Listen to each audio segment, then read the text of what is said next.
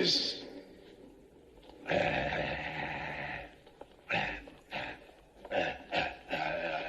You just listen to the old Pork Chop Express here now and take his advice on a dark and stormy night when the lightning's crashing and the thunder's rolling and the rain.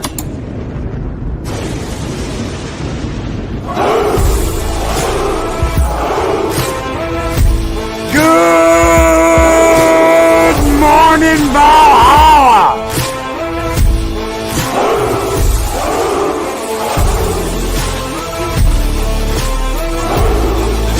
The Lady Arwen Avalon! Chris Berger!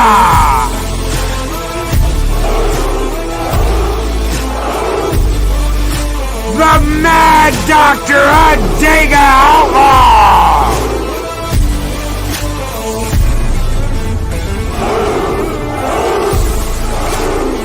Guardian of the Void, Lady Mist!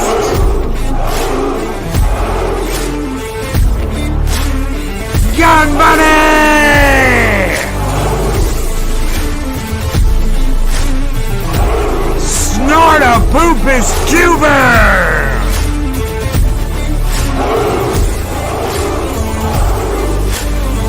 Greetings, program!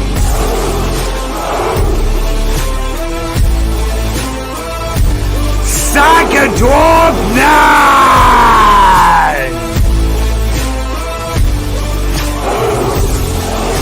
The Madman, Mark the Infinitely Tired!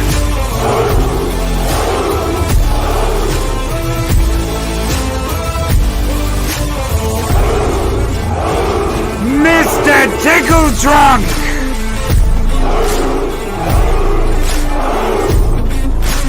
Pacific 414!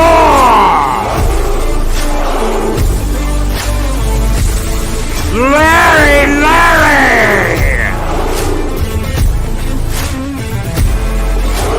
Shellback TJC!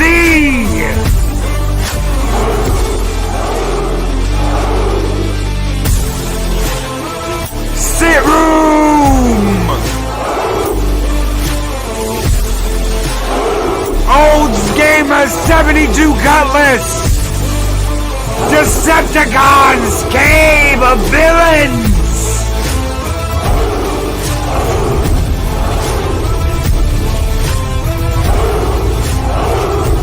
Shum! Greetings, one and all, and welcome to Mornings of Mischief. I'm your host, Stone Loki. Good morning, everybody. I hope you guys are having a great week so far. It is Tuesday. It is Taco Tuesday. And we are back at Dragonstone Tacos with the one and only Mexican Iron Guy, keeper of the Iron Thong, protector of the U.S. border, hero of the common Espanol. Good morning, my friend. You white people are really loud in the morning. That's what I've got to say. The first thought of the day is, gee, many crickets, you white people. You people are loud in the morning. There is a siesta trying to go on right now, and that siesta involves me. Well, tax business filing season is over as of yesterday. I am now in what we would call a tax hangover.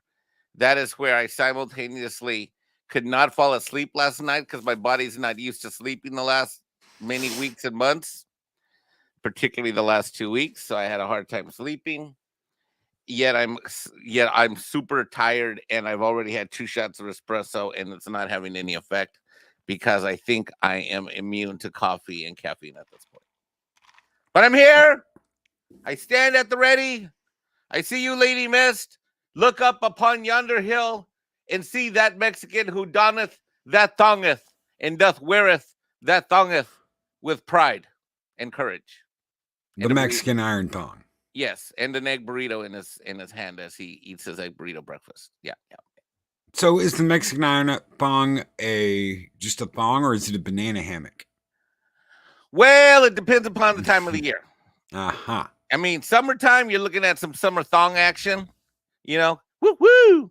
But then when, with fall coming and And now that we know that winter is coming, you want to use the hammock because you want, the little nippy nips to get a little coverage action. You don't want your little nippy nips being all cold and, pointing, bling, bling, like that. Mhm. Yeah. So you go with more hammock action for the fall and winter and man thong for spring and summer. Yeah. The only difference is the colors. Mhm. Yeah. Mr. Tickle Trunk says, careful, Mike. If coffee doesn't seem to work on you, you might be allergic to caffeine. Oddly, it's a real thing. It can be dangerous. No, I assure you, I am not allergic to caffeine. Caffeine has been my diversity ally and my inclusion ally. It's just the amount of caffeine I've been drinking for the last 2-3 weeks. I think I've averaged about 2 to 4 hours of sleep for like 2 weeks now. And I took, with the exception of 2 days in a 2-week period where I actually slept like 8 or 10 hours to recharge. Mm-hmm. But I gotta sleep today. After I get done with this show, I couldn't sleep at all last night. I don't know why. I was up to like 4 and I just couldn't fall asleep. I went to bed at like 8 or 9 and then got up at like 10 or 11. And then I was like, Man Squatch says, mental image of Mexican Ironman's ladies' friend singing, come, Mr. Tallyman, tally me banana. Yep. And it is not a small banana. Get it? I did a funny right there. You see that? Mm-hmm. I did a giggity. I'll call that a giggity. So yesterday, when I got up, before I went to do my show yesterday, I had a couple of messages about what happened recently with an e-girl gamer named Amaranth. I don't know if you know about any of that or not. Okay, so it's funny you mentioned that because I wake up and I see all over Twitter, YouTube, I'm getting all these notifications. I'm like randomly shouted out. I think I sent a text to Snowdub, and then I think I put in the God, I don't know where I did. It was on my YouTube, Twitter. I don't know where it was. I made the comment. I'm like, what the fuck is an amaranth or whatever the fuck? Like, I've never even heard of this thing, this person, or who it is. What I didn't know if it was a person, place, or thing, or what the hell it was at all. So I had to do a reality check, and so I ended up texting Snowdub, and I'm like, dude, I have no idea what this thing is that everybody's talking about. And he says, don't worry, you wouldn't. You're not a simp. You're an alpha male. Of course you don't know. And I'm like, okay, cool. So for a second, I thought, like, I'm like, am I missing out on something? And then I found out what it was. And like, okay, so carry on with your story, good Loki. But no, I have no fucking clue who this. Well, I do know now because I've been told now. But up until yesterday, I have no idea what the hell this thing is. And I had no idea what an e-chick is. I don't know any of this stuff. Go ahead, sir. Go ahead. I apologize. So what this woman does, is she will go on camera, look slutty, play video games, and then like get in a like a hot tub in tiny underwear, and she's got an OnlyFans page. Basically, it's like, look at me, barely dressed, playing video games. Okay. And people pay her millions of dollars to do this. Okay. She's made millions of dollars doing this. Okay. But apparently a whole bunch of people, Makini brings it up right here. She's the most popular girl on Twitch. So she's the chick everybody's tuning into. She had a boob job. And now come to find out that it's soft porn gaming. Soft porn gaming, pretty much. Wait, why would you be gaming and having sex at the same time? That makes no sense. Well, that's what she does. And she's got an OnlyFans page where she shows off her deets and diddles herself in front of the camera for guys and talks about, doing all sorts of things. Apparently it's a big thing. So she's never like had relations with another person in front of the cameras, but it's come close with inanimate objects. Anyway, without like launching too much into it, a lot of people didn't know that she was married. A lot of people didn't know that she had this life away from the camera because I mean she's on there all the time. She's doing 24-hour streams, all kinds of shit. Okay. And it got me thinking. So I got these messages. What do you think about this? What do you think about what happened to her? What do you think about, history? Do you think this is real? Do you think this is staged? Do you think all of this stuff? And, people... Okay, so now you're talking about that video that everybody clipped on the internet. Yeah, that everybody clipped, okay? Okay, now I'm caught up with you. All right, go. Okay. Go. And it made me think there's a lot of people out there that don't know who's behind the microphone. They might listen to someone, they might get on and watch a video, but they don't really have an idea of who that is behind the microphone. Now, people like Jeremy over at not Geeks and Gamers, but the other Quartering. Quartering apparently knew that, and other people that are in this business knew that she was married, knew that she had a significant other. But the average viewer that was throwing money at her had absolutely no idea who she was, had absolutely no idea where their money was going. And it got me thinking that doing a show about who's behind the microphone wouldn't be such a bad idea and get people to know certain content creators a little better. And so the logical conclusion of this is that Mexican Ironman needs to start a Valhalla OnlyFans page for ladies to watch me do sexy time gaming? No. Oh. No. Oh. It's to get you to let your defenses down and talk about who you are this morning. Get to know Mexican Ironman a little bit better. The wounded antelope for the ladies. Well, you know me. I'm emotionally fragile. Yeah. Hey, I'm trying to put on an act right now. I'm okay. Go ahead. Finish. So Psychodorf 9 with the $2. Well, we're gonna get into that in just a second. Psychodorf 9 with $2 super chat says, today, Arizona, travel safely, brother. Psychodorf 9 is on his way to Valhalla Con. Travel safely, my friend. Drive safely. I hope you get there safely. We're all waiting. I can't wait to see you guys. And Psychodorf 9 with another $2 super chat. The wall always wins. Yes, it does. Absolutely, it does. So my idea here is to talk about you and to get to know you. And oh yeah. This show is going to be all about you. Now, normally, and we're not going to do this every Taco Tuesday, guys. This is going to be something we do every once in a while. So keep your eyes out for behind the mic. But Mexican Ironman is the guinea pig for this little experiment. So help me God, when we talked last night, if you told me we were doing this, I swear to God, I would have gotten out of bed. You are smooth. So wherever you want to start, who is Mexican Ironman? Who is Mike? I mean, we a lot of us know you as Mike. I don't know, even more people know you as Mexican Ironman. But a lot of us know you as Mike. Tell us about Mike. I don't give a crap about doxing. So everybody, my Twitter handle is my legal name. If you look at my YouTube channel, it has my full name. My email address is my full name. I stand behind everything that's gone right and wrong in my life, whatever that's been. The Lord knows there's been plenty. I don't know. So where do you want to start? Where do you want to start? I don't want. If I know the Snowed up with $2 super chat. Skull and tuck and roll. Skull and tuck and roll. You know what? I got an idea. Let's let the fans decide in the chat. Let them ask questions. Jason Williams says, "I'm lonely." Well, Jason, I don't know if you would be the target market of my new OnlyFans Valhalla gaming page. Yeah, I don't know. But, and Daryl gets it. Getting to know you, getting to know all about you.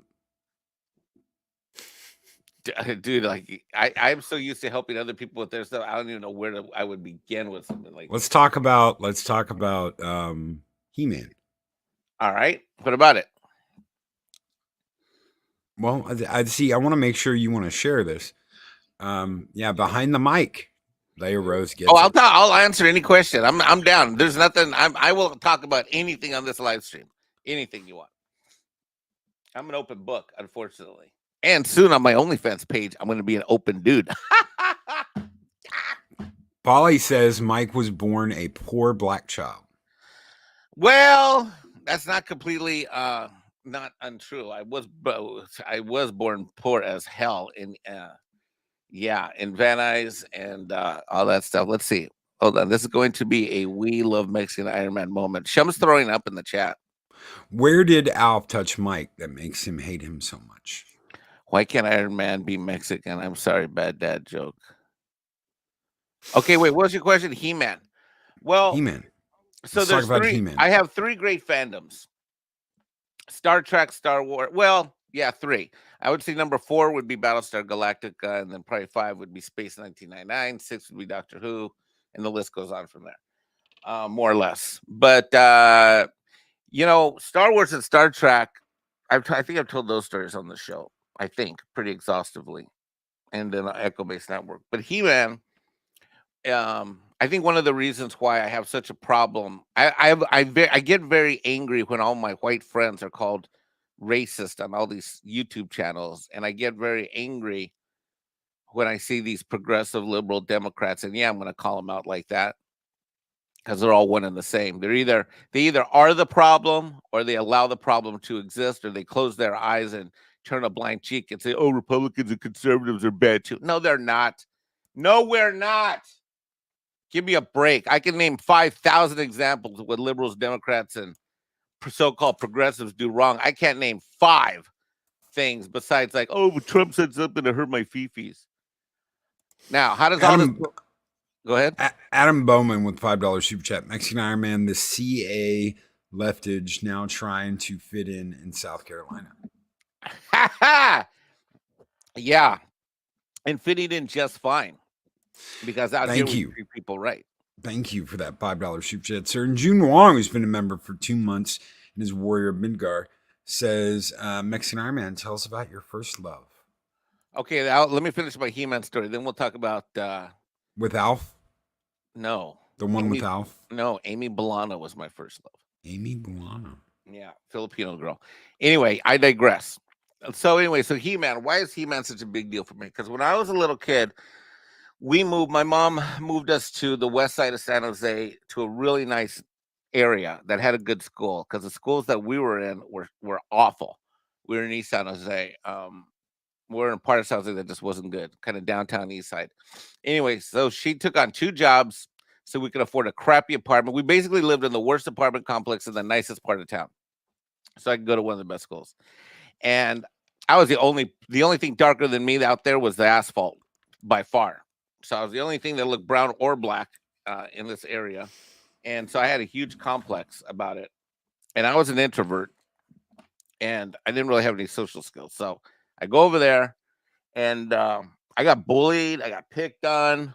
I didn't have any friends. We didn't even move at the beginning of the school year.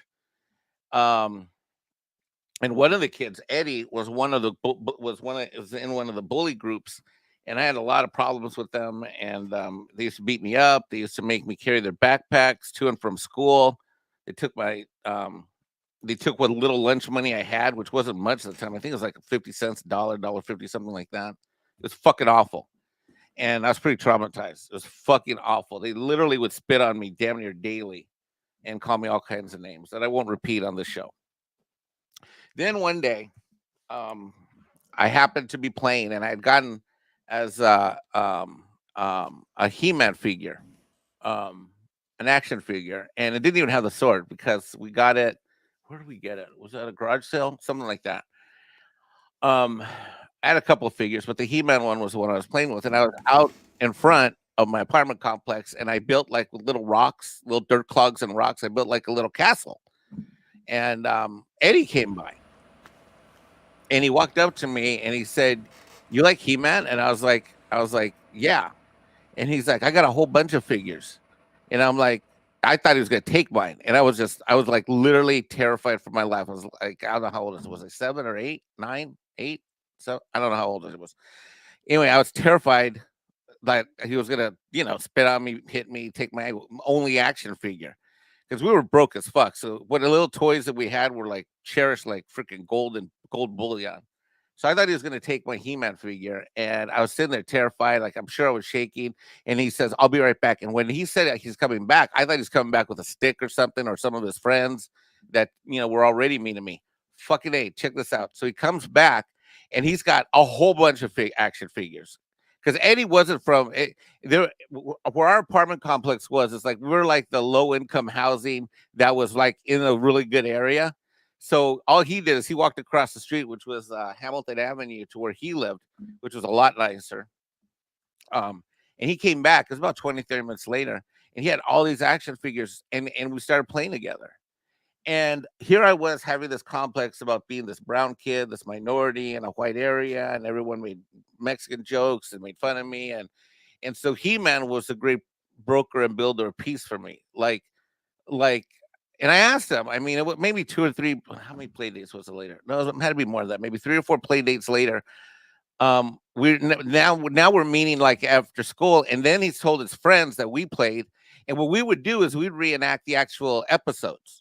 You know how like every episode, they'd come out and there'd be that lesson at the end or whatever. But anyway, so we would like start recreating the episodes, and then he invited the two or three of his friends. And it would be on any given day, it would be me, Eddie, and either 2, 3, or 4 different friends. And from that, we all became friends. Like that group. There was 2 bully groups that I had to deal with. But Eddie, he was a little red-haired kid. That's how we built friendship. And race didn't matter. I had white friends. I remember even telling my mom, I said, "Mom, I made some white friends." She says, "Well, I just want you to make friends. I don't care what color they are." And I'm like, "Oh, okay." But I did because I had a complex. And so playing He-Man after school, used to be like, I think it was about 3:30, something like that. It became like we did it on the regular. And then on Saturdays or Sundays, we'd meet up and we'd have like a big adventure. So all the kids would come, and we would all meet at my little ghetto ass apartment complex where there's this palm tree in the middle in front of the apartment building. And we would all play. And through playing with He-Man with these kids, it made me feel included in the right way, not inclusion in the bullshit way. It made me feel that I had my first friends, and it basically overcame all of my insecurities that I had, and it made me feel accepted. So I have a very, very, very deep emotional tie to that. And people make fun of me. People made fun of me on the internet when I mentioned shit like this. Who does a grown man give a fuck about He-Man or action figures? Well, you know what? I wouldn't be Mexican Iron Man that I am today if it wasn't for that. And I mean, I really had a huge complex because we were poor, broke, and we were in the low income housing, and we knew it, and anybody who saw me knew it. And He-Man was the great broker of peace and builder of friendships, and I never saw color again, either in myself or in other people. And I love He-Man for that, and I love those shows. I love those little lessons at the end because my mom was never around. I didn't have a dad growing up, and so a lot of my life lessons came at the end of those shows, and then getting to replay them with action figures as a little kid, I think helped me feel that I could be someone in life, and that even if I was a weak little insecure brown kid, that I could be, if only for a half hour or 40 minutes a day when we would all play together. I would feel like I was strong, powerful, and part of a team of people saving the world, or our little mound of dirt in front of our apartment complex, saving our little mound of dirt, from the evils of Skeletor. And it was great. Now you had a moment, and this is something you've talked about before, but you had a moment where you were like, "I'm going to stand up to the people that are picking on me." Yeah, that's a Star Wars story. So the there was another group of bullies. These guys were on the left side behind. These guys lived behind me in the across from the alley behind the apartment complex on that back street. I can't remember. I used to know the name of the street for years. I can't remember right now. This was a different group of characters. These guys um were very thuggy. And I didn't end up becoming friends with them, but I did end up neutralizing them. And what ended up happening is that is that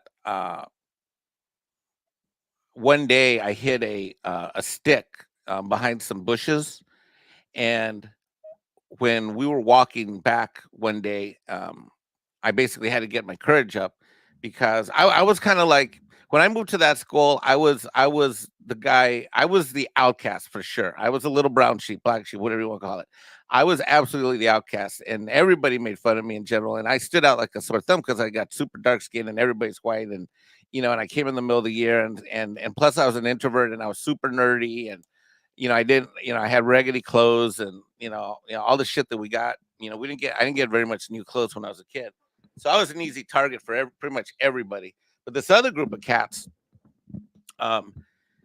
they one day I just had this. I said to myself, okay, so I put the stick down, and eat it for 3 days in a row. I think it was 3 or 4 days in a row. I was telling myself that I'm going to go and grab that stick, and I'm going to turn on these guys. And by the way, what I'm about to tell you is chronological, because what I'm about to tell you now happened before the Eddie thing. Okay, so this what I'm about to the my Luke Skywalker moment happened before the Eddie He-Man thing, and I tell you that because I think that it's important. It's important for me anyway. So one day I grabbed that stick when we were all walking by this group of bushes, and I turned around and I like started swinging it at these guys, and these guys were the ones that took my lunch money. Eddie and his buddies were kind of mean to me, but these were the guys that like literally were taking, they'd come up, like threaten me and say, hey, give us your money, and it would happen like as soon as I walked on campus. And I walked to school. I was a latchkey kid. But anyway, so one day I grabbed a stick and I started swinging it at him. And in my head, I had convinced myself that week that if and this is early 80s, like this is like something like this. I don't know when it was. When it was 82, 81, 82, something like that. 83, something like that. Anyway, so I started swinging it at these kids, and in my head, I was saying to myself, if Luke Skywalker can have the courage to go up against Darth Vader, then I should have the courage to be able to fight up against these guys who are taking my lunch money. And yeah, interesting experience. I think from He-Man, I learned about family. I learned about friendship, loyalty, camaraderie. I think from Star Wars, it wanted me to be brave and fight for myself. And yeah, I don't know. Boy, man, you're taking me down memory lane hard this morning. Fuck. Good morning. Oof. God, it's Midnight's Edge After Dark says Mikey now stealing shit from Rob Zombie's Halloween. What the fuck? What do you mean, Rob Zombie? Rob Zombie did a Halloween movie. I don't get the joke. What am I stealing? Turning on him with a stick. Oh, I've never seen. I don't know what the reference. No, it's a crappy movie. It's a crappy movie anyway. Yeah. So I don't know what the reference is. I don't know if that's a joke or whatever, but no, that really happened. So yeah, that's why I get so mad when they fuck up these fandoms. Like this shit's like real to me. Like that. Like when Andre and Tom made me go watch He-Man live on air, and I had a reaction. I don't know. I probably should have known better. So many fandoms get fucked up. I should have known better. I am a grown man. It's weird because so much shit doesn't bother me.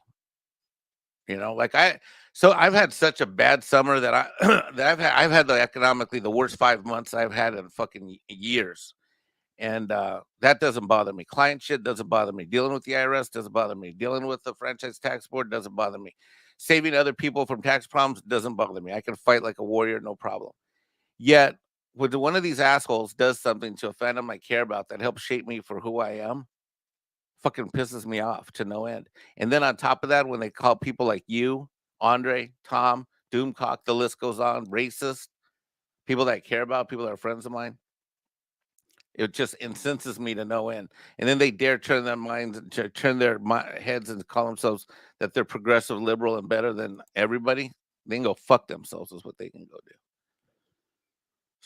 So what got you here? To where? YouTube? Yeah. Comic books. I came looking on YouTube because my comic, because I didn't have my comic book collection anymore, and I want to get back into comics. This was how many years ago is this? When did I come on YouTube? 17, 16? I don't know. I had a YouTube account for a long time, but never used it. But I came on YouTube to find out about comic books. And I wanted to get back into collecting and stuff. Turns out I ended up finding Ethan Van Sciver, and to this day, Ethan Van Sciver is my longest membership that I've had running for monthly membership. I think I've been a member of his channel for like 3.5 years, which is by far longer than anyone else. I think second to that would be, I think, Doomcock, maybe. But yeah, comics is what brought me to YouTube originally. I was interested in because what happened is I went to a store and two things happened. One is that I didn't have my collection anymore because one of my aunties sold my collection. I had all these I had 4 long boxes, 2 short boxes, and it was all the best shit I ever collected, like for 2 or 3 decades. She sold it at a garage sale. I was longing, missing that stuff. I wanted to get back into collecting, and then I went gone to a comic book store. Where was it at? Santa Clara on Lafayette Street, Santa Clara, across from Santa Clara University. There was this comic book store, and I went in there, and I started reading some of the comics, and it was just a very different vibe, and it was weird. It was just, a lot of covers were duplicated, triplicated, all this stuff. So I'm like, I want to go back to stuff I know. So I came on YouTube, found Ethan Van Sciver. Next thing you know, it's Comicsgate, and next thing you know, I'm in the war campaign. And I still follow Ethan Van Sciver. I'm still a member of his channel. I'm also still in war campaign.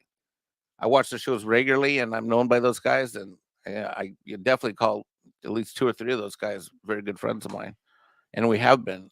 Fortunately or unfortunately, I wasn't around for the whole blow up of Comicsgate, where everybody like broke into different pieces and factions, and everybody stopped getting along. But then again, I wish I had known then what I know now, that was just the foreshadowing of things to come. That YouTube, by its very nature, makes relationships and friendships blow up and disintegrate, and alliances fall left and right. And that's what I've seen the last 3 or 4 years constantly.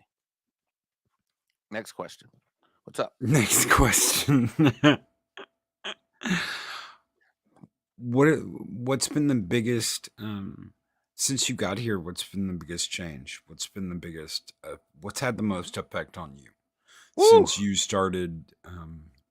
Since you started on YouTube.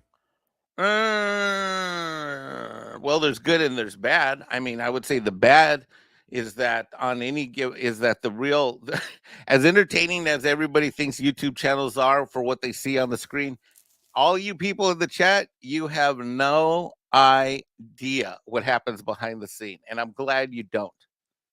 Go back, hey guys. If you haven't, go back and watch that Amaranth. It's like an hour and a half long.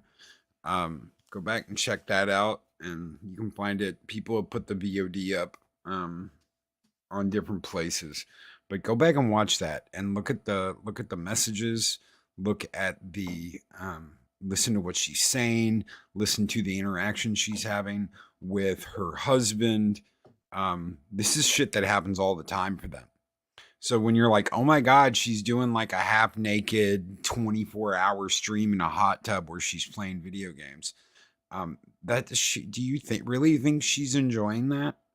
She doesn't want to be doing that. This is someone pushing her into, well, you need to make more money. We need more money. We need this. So go do 24-hour hot tub stream, blah, blah, blah, blah, blah. There's all kinds of shit that happens behind the scenes that you have absolutely no idea about. And on that note, I would say that what I've experienced, what I've seen, what I know behind the scenes, and I keep my mouth shut.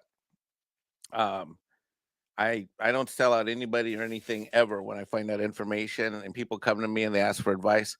And I think probably the biggest thing that I've done on YouTube, which simultaneously has been the most miserable, but has also been makes me the happiest, is that I have helped keep a lot of YouTube channels together or functioning, or gone through crisis management, or provided pep talks, or handled problems that people couldn't handle themselves.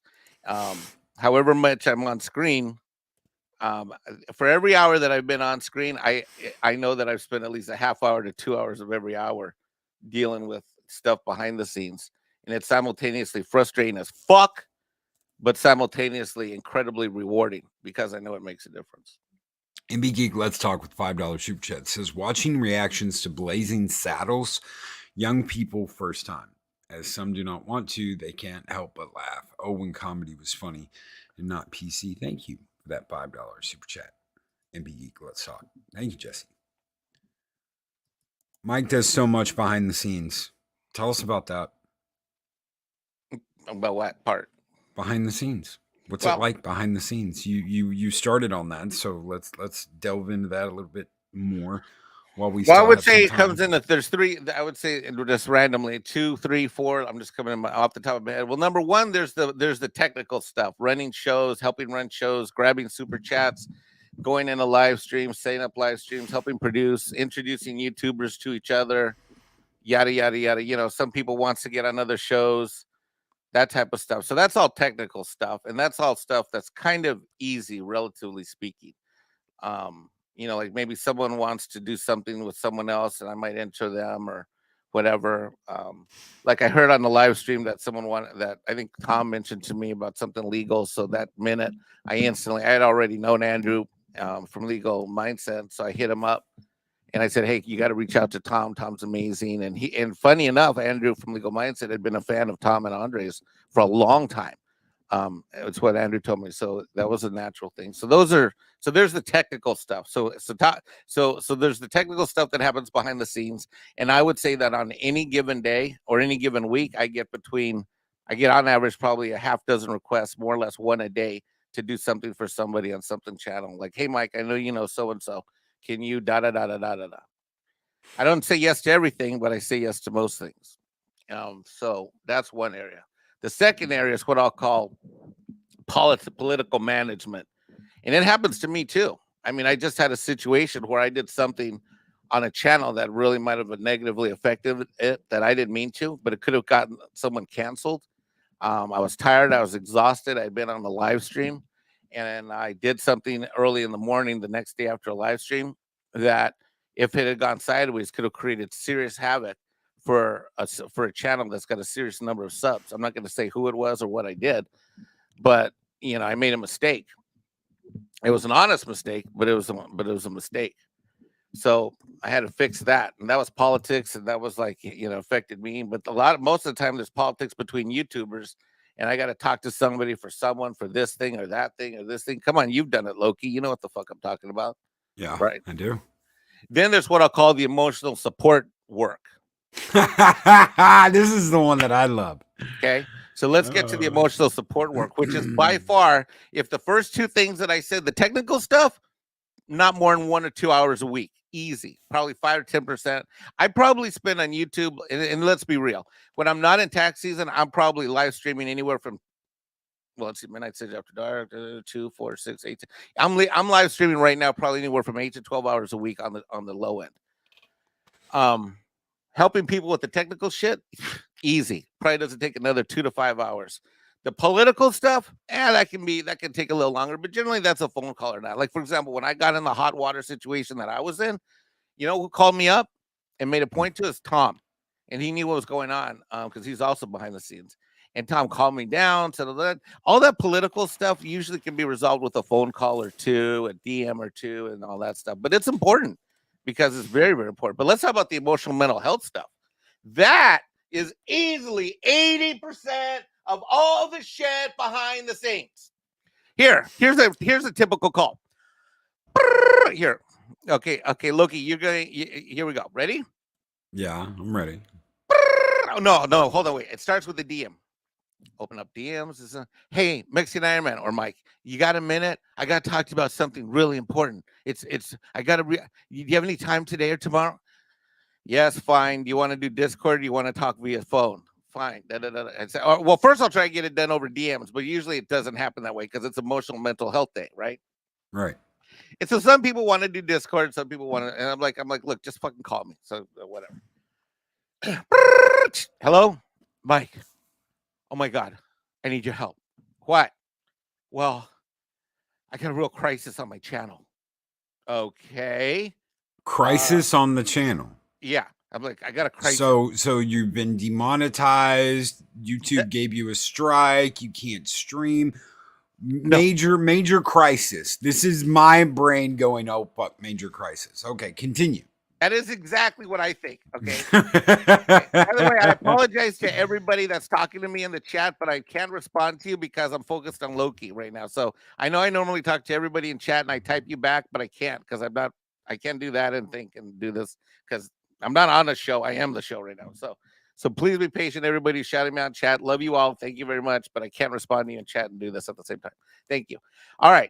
So that's we what will I get think, to right? super chats in just a minute, guys. Right. So I'm thinking their channel's canceled, they're demonetized. I'm like, oh God, what? I'm like, okay, tell me what happened. And like, well, I just don't know where I'm gonna go from here. And after I'm like, well, what happened? Well, I thought things were gonna go in a different direction, and now this happened, and I'm just, I just don't know what to do, Mike. I'm like, you still haven't told me what happened. Okay, did you see my latest video? No, I don't. When was it released? It came out like 8 hours ago. No, because I was fucking asleep. But what happened? Someone's copyright struck you, or YouTube, or you got a community strike? No, I'm just not getting the views that I thought I'd get.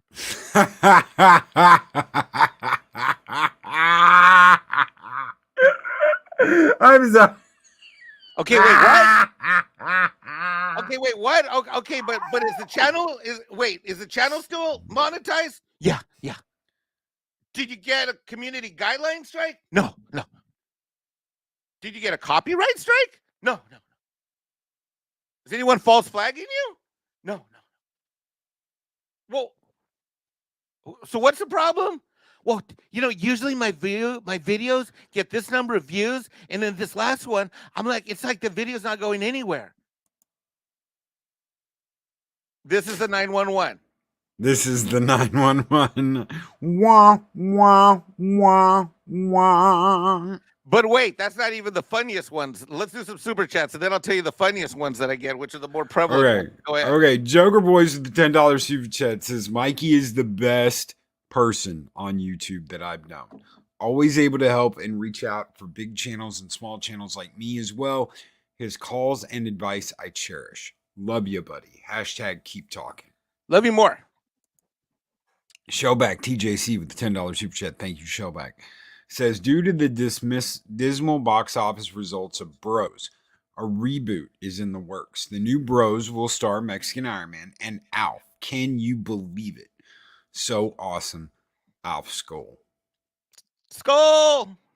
Alf, no, I'm counting on you for the battle against El Perro. Mike is a friend that will help me bury a body. I agree. Absolutely. I'll definitely help you bury a cotton stuffed puppet named El Perro. That's for sure. Absolutely.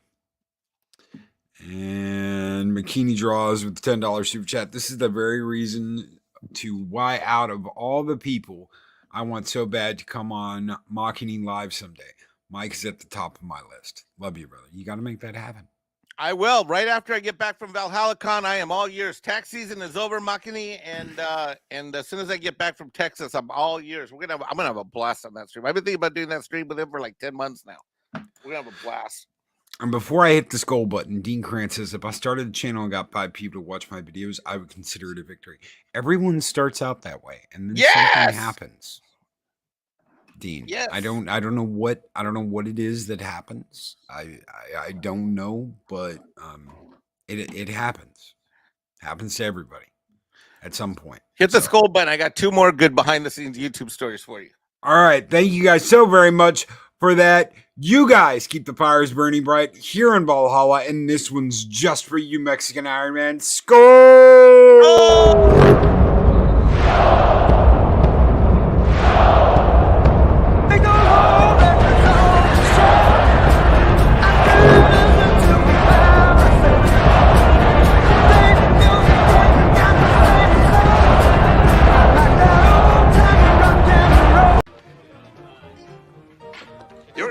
Funny man, senor. Mike is only here for the ladies. Southern Viking. Well, he plays the wounded antelope very well. Southern Viking. No. Mike, except for that time you ran into my artist and you were like, "Oh, look at me. I'm the wounded antelope." And yes, I just did lick my wrist as I did that because, that's what Mexican Iron Man does. And she was like, "Good. It'll be so much easier to run you down and rip you apart." And Mike was like, "Oh, Dude, fuck." I'm not gonna say her name on air. Dude, well, first of all, she's really pretty, and that pretty doesn't bother me. Like I'm used to smoking hot. I've dated smoking hot almost exclusively, like for decades now. But dude, the way she hit on me so hard, so fast that it made me uncomfortable. I'm like, whoa, whoa, whoa, whoa, whoa, whoa, hold on, whoa. And then she kept going, telling me what she was gonna do to me and how she was gonna do it. I'm like, wait, whoa, hold on, wait. Oh Should yeah, I- Mike got the tables turned. The tables were flipped, and he was like, "Shit, I wonder how fast I can get out of this room before this woman rips me apart." Exactly. I'm like, Loki, I gotta go, Mike. All right, here's the other two behind the scenes YouTube crisis calls that Mexican Iron Man gets. The first was on views on videos. Ready? Mm-hmm. Okay. Here's a couple more. Here's a couple more real quick. We'll go rapid fire now. Okay. Hello? Oh, Mike, thanks so much for making the time. Oh, what's going on? I need your help coming up with a game plan. Okay. What's the matter? What happened? Well, something happened that's just really unfair, and it just, people are turning against me. Okay. That's never good. People are turning against you? Like, yeah, and I don't know what's going on, and I don't know what who people think they are, and I obviously they don't know who I am, and there's some bullshit going on, and before I blow shit up, blow things up, I need to talk to you and make sure I'm seeing things right. Okay, they posted something nasty about you on Twitter? No.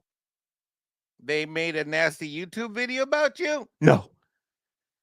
Okay, they I don't know, DM some shit confidentially behind the scenes and betrayed your trust? No. Okay, what did they do? Tell me what they did. Well, you know how I go live on a certain day of the week at a certain time? Yeah. Well, you know what? Guess what happened? What? Well, so and so and so and so and so and so, they're going live at the same time as my live stream.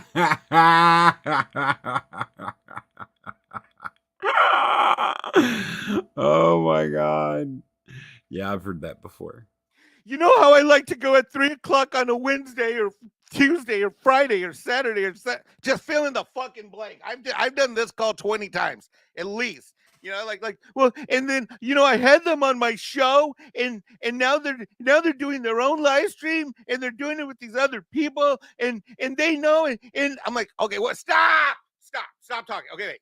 Don't you usually only have like 8 to 15 people in your live stream? Yeah. Okay, so what impact has this had? Well, I noticed like I have like 6 to 10 now. Okay. This is the big crisis? Yeah, Mike, we got to do something. No, we are going to hang up the phone and I am blocking you. Bye. Loki has heard this conversation before as well. All right. But wait, there's more. Okay, before we get to that though, Dave Bob says, "Hey Mikey, little bro, I need help starting a YouTube channel. I want 10 million subs and not to have to do anything. Can you help?" Oh, yeah, well, that's a good one. Expand. I get that one all the time. I get that one all the fucking time. Mike, I don't want to have to work at it, but I want this. Right. Oh, we got super chat. June Wong with $5 super chat says, "Sitcom pitch. Everybody loves Mexican Iron Man, where every episode Mike sighs and picks up the phone and talks to a panicky YouTuber with a blurred out face." Oh, that's not a bad idea. We could record some stock footage when we're in Dallas, and I can do that. We're gonna do that this weekend. We're gonna do some of these skits because me and Loki. All right, here's another. But that one from Dave Bob, June Wong. Thanks for the super chat. You're on point. But Dave Bob is absolutely. I get this all the time. Like, hey, I'm gonna start a YouTube channel. How do I get to 10,000 subs in 1 year? Or how do I get to 100,000 subs in a year? I get that shit all the fucking time. Or here's another one. I'm going to launch a campaign. I want to do something on Indiegogo. Did it, they see what Eric July's done and they want to do the same thing and think it's going to happen. I'm like, no one knows you. No one knows me. And even still, like, these are like, I mean, it just cracks me up. People think, because they watch Friday Night Tights, they see Friday Night Frolics, they see Midnight's Edge. I think it's hilarious. All these people see these channels. By the way, Andre's been doing this shit for fucking a decade, right? Tom's been a broadcaster. Tom's own radio stations. So what Tom and Andre have built is like it's like two giants of broadcasting and internet talent excellence. Gary did it neurotic. Took him 3 years to get to 1,000 subs. And that was back when there was no competition. Yeah, now everybody in the mom's broadcasting. Everybody's like, did you see my video? Are you coming on my list? Look, let's do some math, people. Here's some basic math, okay? There's 24 hours in a day. There's 7 days a week. People are probably only awake for YouTube 3 to 6 hours. You take 100 people live streaming. And you know what? Here's the thing that I realized about YouTube years later. I am barely able to be on the shows that I want, let alone be able to watch anything that I want. I am subscribed to so many channels that I want to watch their shit. I'm now doing it in bed or before I start the day or in my car, just so I can keep up with all the people in the channels that I love. There is it's not just competing against other channels or competing against yourself. You're competing against the fact that there's only so much time in the day. All right, last phone call. You ready? Yeah. Hold on. I gotta keep it together. Oh God. Hold on. Okay. Hold on, really quick. Before that, Classic Comics with the $10 super chat says, "Makes an Ironman. I have an issue with my channel. Call me." Thank you for the super chat, Classic Comics. Okay. Hold on. Okay.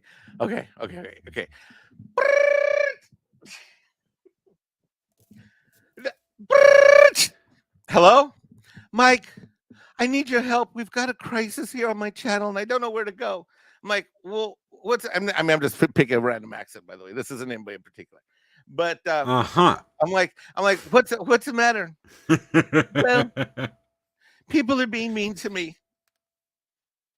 What? Well, people are being mean to me, and I just don't think I have a future. I'm like, what do you mean you don't have a future? Fuck, a year ago, you didn't have any subs, you didn't have a channel, and now you got fill in the blank. X number of subs, X number of channels, you're monetized, you got channel members. Everybody loves you. What's the problem? Well, this certain person in YouTube is mean to me. Okay. Mean. What do you mean mean? Get it? What do you mean mean? What do you mean mean? Well, they're not coming on my show enough, and they're not having me on their show enough, and they're not letting me run their show enough. And I'm like, okay. So what's the problem? What does that fuck have to do with your channel? When I say our, because a lot of these channels, I feel that I say our because I feel like I've known these channels so well that I feel like I'm a part of them, even though I'm not. I say, well, what's the problem? It says, well, I think I should leave YouTube. I'm like, wait, so basically this third crisis call is that someone's gotten into a fight with somebody else, and this happens all the fucking time. All right, the most public of which, by the way, was the whole split with Neurotic and Doomcock in their show. Okay, so I'm just giving you an example, but basically all of these are splits. And so when the split happens and someone is mean to someone else or mean to someone else, and there's no way to fix it, Loki.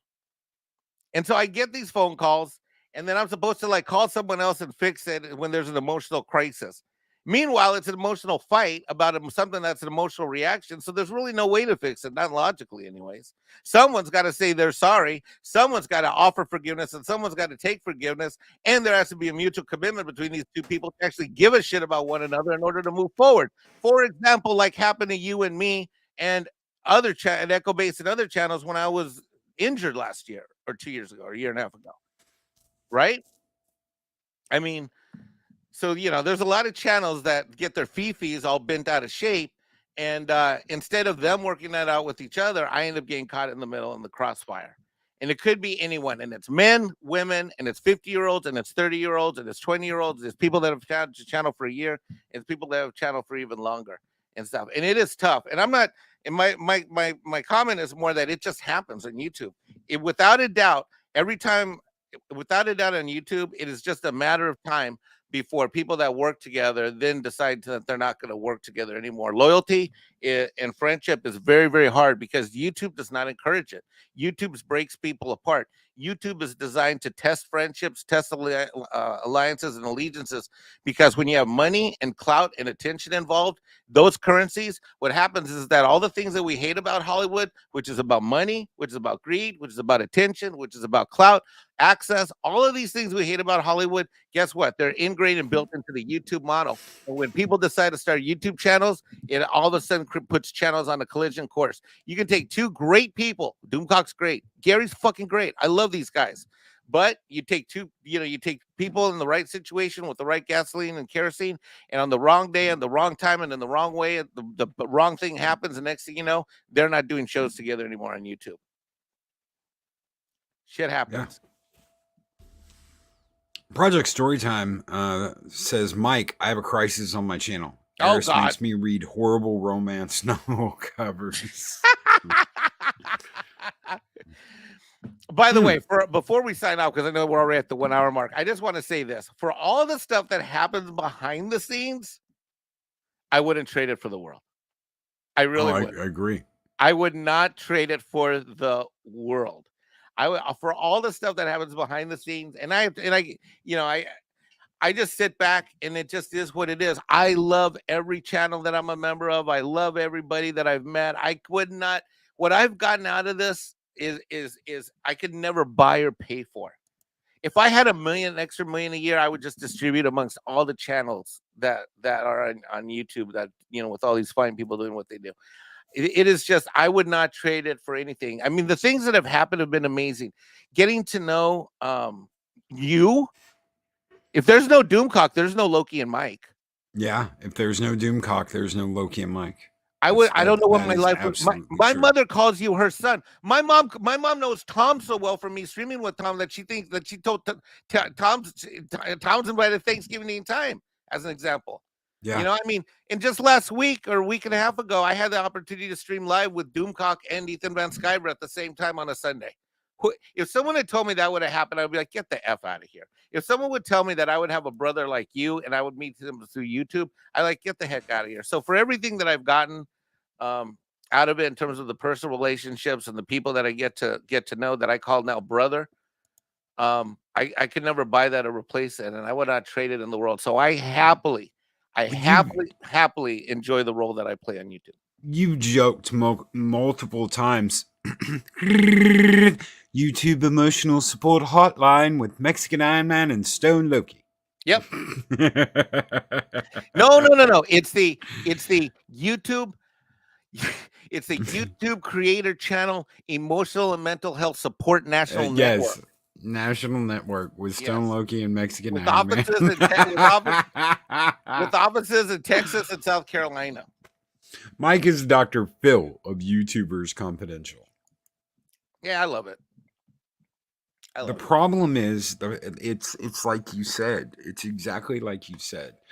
You can get into this with the best of intentions. You can team up with so many wonderful people and work with them. And I mean, this is a giant network of great people.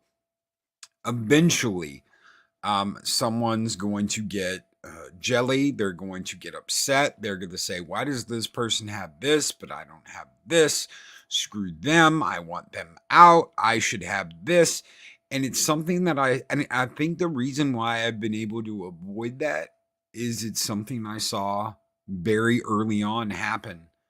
And I was like, I'm never going to act like that.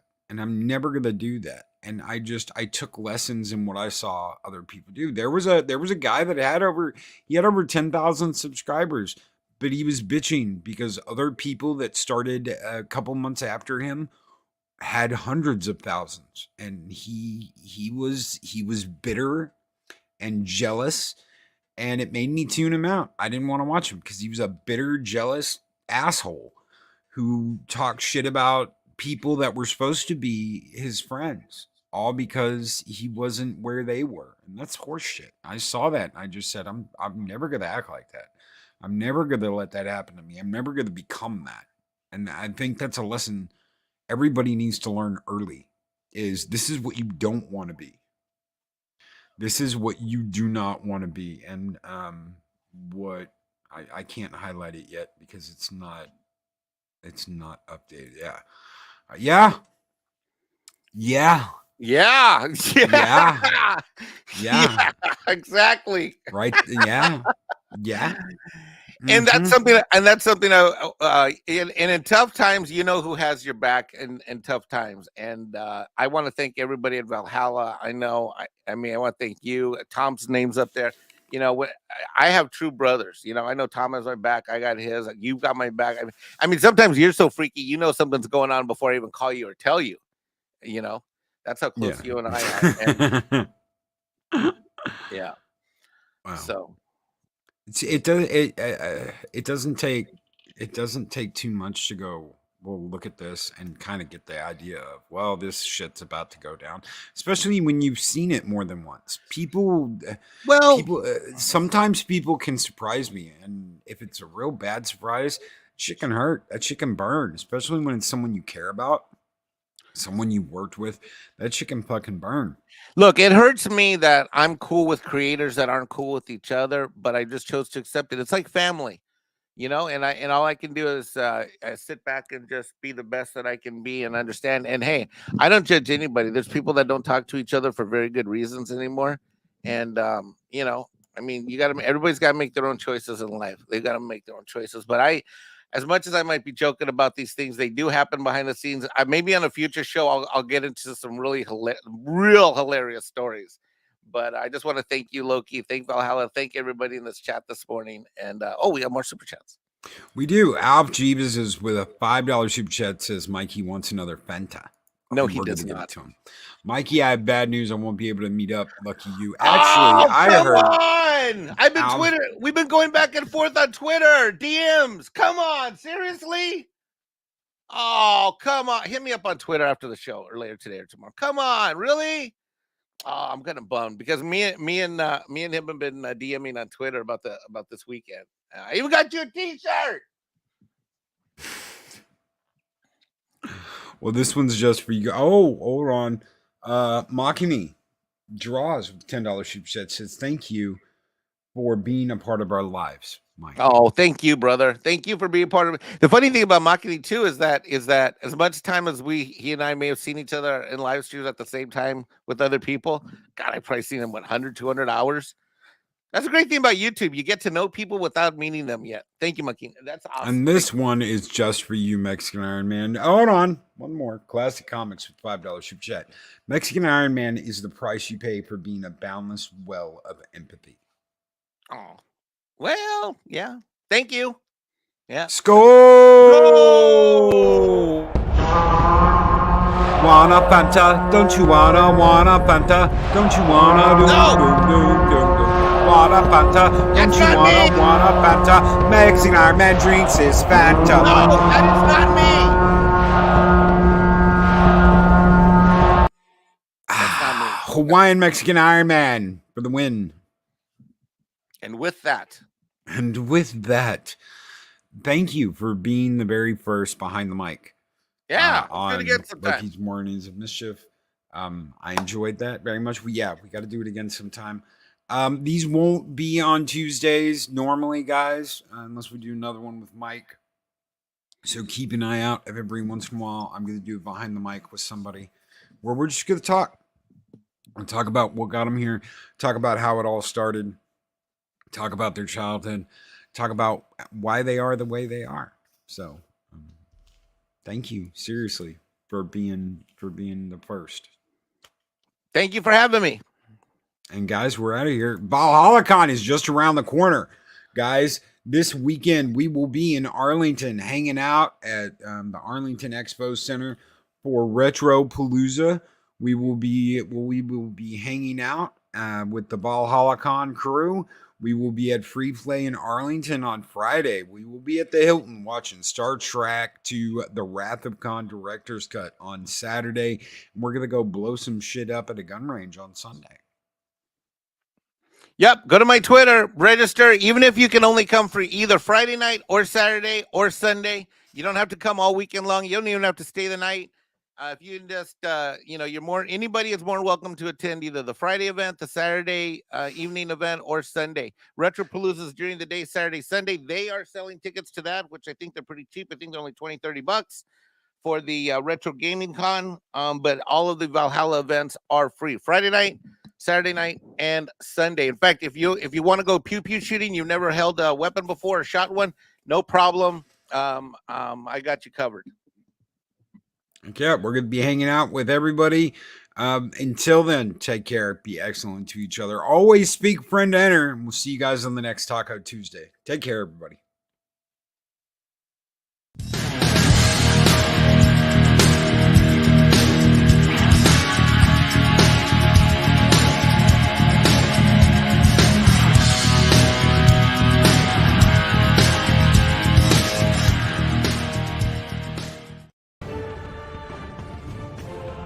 These videos are tremendous. Like, comment, and subscribe, and hammer that notification bell.